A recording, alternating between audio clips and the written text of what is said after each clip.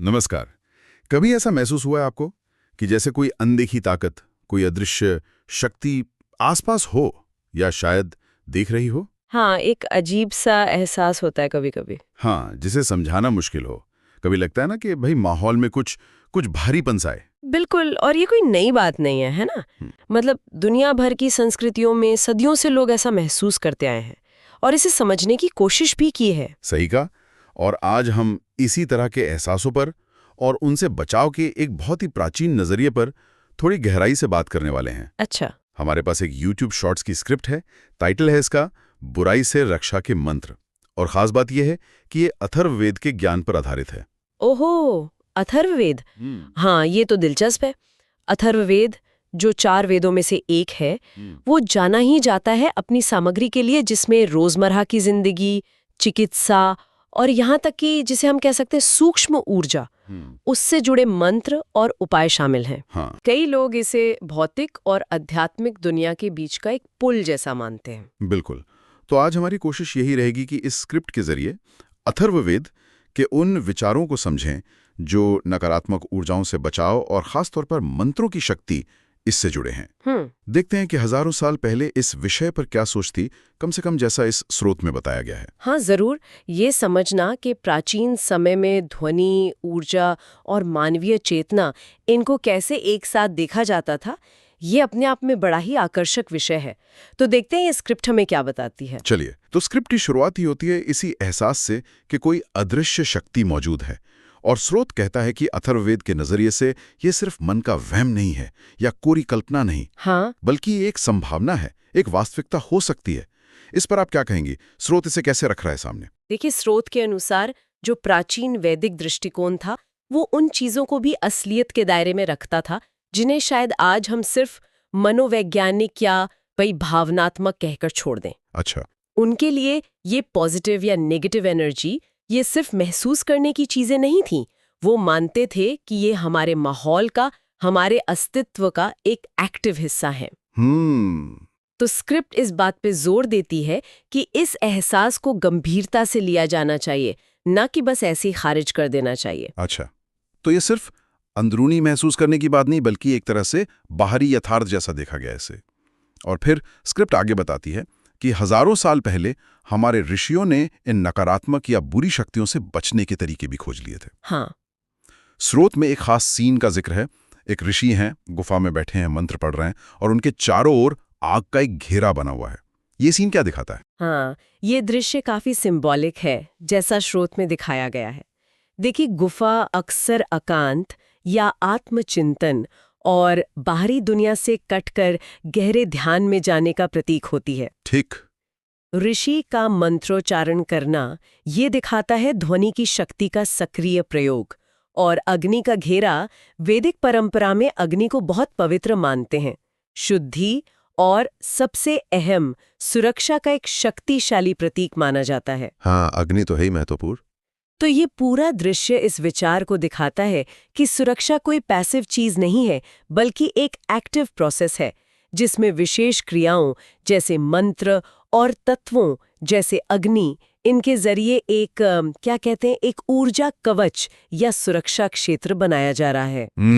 ऊर्जा कवच। हाँ, ये बाहरी नेगेटिव असर को रोकने का एक तरीका माना जाता था। ऊर्जा कवच, ये दिलचस्प शब्द है। तो क्या इन बचाव के मंत्रों के लिए कोई खास नाम भी दिया गया है?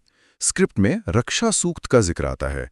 ये क्या होता है? हाँ, स्रोत रक्षा सूक्त शब्द का इस्तेमाल करता है।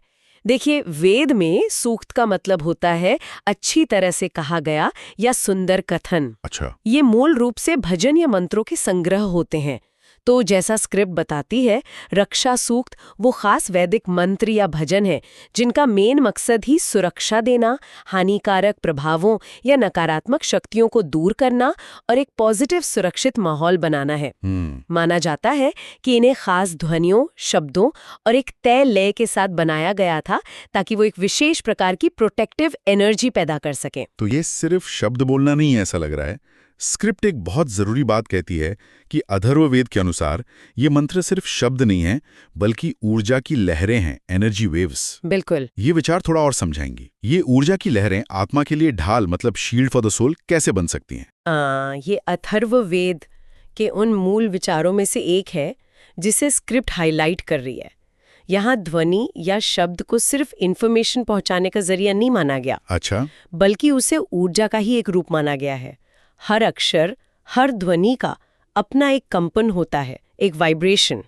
स्क्रिप्ट के अनुसार जब इन रक्षा सूक्तों का सही उच्चारण, सही इरादे और लय के साथ जाप किया जाता है तो ये खास तरह की ऊर्जा तरंगे पैदा करते हैं। ठीक है। ये तरंगे हमारे आसपास के एनर्जी फील्ड को प्रभावित करती हैं, जिसे कुछ परंपराओं में सूक्ष्म शरीर या प्रभामंडल ऑरा भी कहते हैं। हाँ, ऑरा? तो ये प्रक्रिया उस एनर्जी फील्ड को मजबूत करने जैसी है, उससे घना और अभेद बनाने जैसी।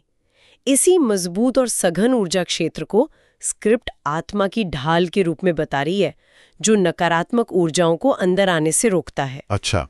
तो इस नजरिए से देखें तो मंत्र सिर्फ आस्था का विषय नहीं, बल्कि एक तरह की प्राचीन एनर्जी टेक्निक है। वाह, मतलब एक किस्म की साउंड टेक्नोलॉजी जिसका असर एनर्जी फील्ड पर होता है। स्क्रिप्ट में एक विजुअल भी है जहां काला धुआं गायब हो जाता है और उसकी जगह रोशनी फैल जाती है और कुछ पवित्र चिन्ह भी उभरते हैं। हाँ, क्या ये इसी एनर्जी के बदलाव को दिखाने की कोशिश है? बिल्कुल। स्क्रिप्ट में ये दृश्य शायद इसी प्रक्रिया को समझाने के लिए इस्तेमाल किया गया है। काला धुआं अक्सर नेगेटिविटी, अज्ञान, डर या बुरी शक्तियों का प्रतीक होता है। सही। मंत्रों से पैदा हुई ऊर्जा, जिसे यहाँ रोशनी के रूप में दिखाया गया है, वो उस अंधकार या नेगेटिविटी को मिटा देती है। और वो जो पवित्र चिन्ह उभरते हैं, वो दिव्यता, शुद्धि और सुरक्षा की स्थापना का प्रतीक है। ये दिखाता है कि मंत्रोच्चारण का असर डबल है। ये न केवल नेगेटिविटी को हटाता है, बल्कि पॉजिटिव और दैवीय ऊर्जा को बुलाता भी है और स्थापित भी करता है। एक तरह का शुद्धिकरण है ये। और स्रोत एक और दावा करता है जो काफी बड़ा लगता है कि अथर्ववेद के अनुसार हर बुराई से लड़ने के लिए प्रकाश का एक शब्द ही काफी है। सिर्फ एक शब्द। ये कैसे मुमकिन है? मतलब कोई भी शब्द बोल दें? नहीं, यहाँ प्रकाश का शब्द का मतलब शायद किसी भी आम शब्द से नहीं है। ये कथन दरअसल मंत्रों की शक्ति में जो गहरा विश्वास है उसे दर्शाता है। अच्छा। ये संभवतः किसी बहुत ही शक्तिशाली बीज मंत्र या किसी ऐसे खास मंत्र की तरफ इशारा कर रहा है जिसमें अपार ऊर्जा केंद्रित मानी जाती है। ये विचार इस सिद्धांत पर आधारित हो सकता है कि ध्वनि की जो फोकस्ड तीव्र ऊर्जा है वो नेगेटिविटी की फैली हुई, बिखरी हुई ऊर्जा पर भारी पड़ सकती है। जैसे लेजर बीम? हाँ, बिल्कुल। जैसे एक छोटी सी लेजर बीम भी कितनी शक्तिशाली हो सकती है, या एक छोटा सा दिया भी घने अंधेरे को काट सकता है, उसी तरह एक शक्तिशाली केंद्रित मंत्र नेगेटिविटी को मिटाने की क्षमता रखता है, ऐसा माना जाता है। इसमें एकाग्रता, सही उच्चारण, गहरा विश्वास और मंत्र के पीछे का इरादा, ये सब मिलकर काम करते हैं। तो वो एक शब्द शायद उस चरम शक्ति और एकाग्रता का प्रतीक है। समझ गया। ये एक शब्द असल में शक्ति और फोकस का प्रतीक है। स्क्रिप्ट में एक खास मंत्र का उदाहरण भी दिया गया है, ओम भद्रम कर्णे भी शृणुयाम देवः। ये मंत्र क्या है और इसका क्या मतलब है? हाँ, ये मंत्र स्क्रिप्ट में मेंशन्ड है। ये मंत्र यजुर्वेद और अथर्ववेद दोनों में मिलता है और अक्सर इसे शांति पाठों में शामिल किया जाता है। इसका सीधा सा मतलब है, हे देवगण, हम अपने कानों से शुभ यानी कल्याणकारी बातें सुने। सिर्फ सुनना? नहीं, इसका भाव सिर्फ सुनने तक ही नहीं है। ये एक प्रार्थना है कि हमारे जीवन में, हमारे सभी अनुभवों में सुनना, देखना, बोलना, महसूस करना सिर्फ शुभ, पॉजिटिव और कल्याणकारी चीजें ही आए और हम उन्हीं को ग्रहण करें। ये एक तरह से अपने पूरे अस्तित्व को पॉजिटिविटी के लिए खोलने की प्रार्थना है। तो स्क्रिप्ट के हिसाब से इस मंत्र का जाप तब करना चाहिए जब डर लगे या नेगेटिविटी महसूस हो। हाँ। ये कैसे मदद करता है फिर? ये एक तरह का मेंटल कवच कैसे बनता है? देखिए, जब डर या नेगेटिविटी हावी होती है तो हमारा मन कमजोर महसूस करता है, हमारी एनर्जी जैसे बिखर जाती है। हाँ, होता है ऐसा। उस स्थिति में जैसा स्क्रिप्ट सुझाव देती है, इस मंत्र का जाप ध्यान को नेगेटिविटी से हटाकर पॉजिटिविटी की ओर ले जाने का एक तरीका है। हम शुभ सुने, शुभ देखें, शुभ अनुभव करें, ये विचार ही मन को डर और शक से हटाकर दिव्यता, कल्याण और शुभता की ओर फोकस करता है। ये मन को शांत करता है, उसे एक पॉजिटिव बेस देता है। तो ये सिर्फ बाहरी सुरक्षा नहीं है, बल्कि अंदरूनी शांति और स्थिरता लाने की भी कोशिश है। मंत्र के शब्द और उनका अर्थ मिलकर एक पॉजिटिव मानसिक और भावनात्मक स्थिति बनाने में मदद करते हैं, जो अपने आप में एक सुरक्षा कवच की तरह काम करती है। और स्क्रिप्ट का जो अंत है वो एक बहुत ही गहरे और अहम संदेश के साथ होता है, क्योंकि जब मन में प्रकाश हो तो अंधकार की कोई शक्ति टिक नहीं सकती। इस सिद्धांत का क्या मतलब है स्रोत के अनुसार? ये अथर्ववेद और भारतीय दर्शन के मूल विचारों में से एक है, जिसे स्क्रिप्ट ने आखिर में अंडरलाइन किया है। यहाँ प्रकाश का मतलब सिर्फ लाइट बल्ब की रोशनी नहीं है। अच्छा। इसका मतलब है ज्ञान, जागरूकता, चेतना का प्रकाश, पॉजिटिविटी, आंतरिक शक्ति और समझ। और अंधकार क्या है? वो है अज्ञान, भय, नेगेटिविटी, बुरी आदतें या बाहरी हानिकारक प्रभाव। ठीक है। तो ये सिद्धांत ये कहता है कि बाहरी नकारात्मक शक्तियां या हालात हम पर तभी असर डाल सकते जब हमारे अंदर उनके लिए कोई जगह हो, यानी जब हमारा मन खुद कमजोर हो, डरा हुआ हो, शंका में हो या अज्ञान में हो। लेकिन अगर मन ज्ञान, पॉजिटिविटी और आत्मविश्वास के प्रकाश से भरा है, अगर व्यक्ति अंदर से मजबूत और जागरूक है, तो बाहरी अंधकार या नेगेटिविटी उस पर हावी नहीं हो सकती। जैसे सूरज उगने पर अंधेरा गायब हो जाता है। बिल्कुल ठीक वैसे ही जैसे सूरज के उगने पर अंधेरा अपने आप गायब हो जाता है, वैसे ही अंदरूनी प्रकाश के जागने पर नेगेटिविटी का असर अपने आप कमजोर पड़ जाता है। ये बताता है कि असली शक्ति और सुरक्षा का स्रोत हमारे भीतर ही है। स्क्रिप्ट के आखिरी सीन में एक व्यक्ति शांति से ध्यान में बैठा है और उसके चारों ओर उजाला फैला हुआ है। क्या ये ऐसी अंदरूनी प्रकाश की अवस्था का प्रतीक है? हाँ, बहुत मुमकिन है कि स्क्रिप्ट इसी बात को दिखाना चाह रही हो। ध्यान की अवस्था में व्यक्ति अपने मन को शांत करता है, उसे बाहरी भटकाव से हटाकर अपने अंदर फोकस करता है, अपनी आंतरिक चेतना से जुड़ता है। सही। ये प्रक्रिया ही उस आंतरिक प्रकाश या जागरूकता को जगाने का एक मुख्य साधन मानी जाती है। और उस व्यक्ति के चारों ओर फैला उजाला उसके शुद्ध, शांत और शक्तिशाली ऊर्जा क्षेत्र का प्रतीक हो सकता है, जो न केवल उसे बाहरी नेगेटिविटी से बचाता है, बल्कि उसके आसपास के माहौल को भी पॉजिटिवली प्रभावित करता है।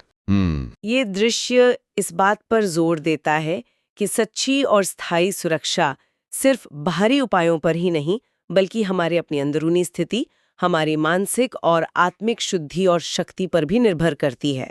तो अगर हम इस पूरी चर्चा को समेटें तो ये YouTube शॉर्ट स्क्रिप्ट हमें बता रही है कि प्राचीन अथर्वैदिक ज्ञान के अनुसार ध्वनि यानी मंत्र ये सिर्फ बोले गए शब्द नहीं है। नहीं, बिल्कुल नहीं। वे ऊर्जा के शक्तिशाली रूप हैं, ऊर्जा की लहरें हैं। और इन ऊर्जा तरंगों का इस्तेमाल सही तरीके और इरादे से नेगेटिविटी से बचाव के लिए किया जा सकता है।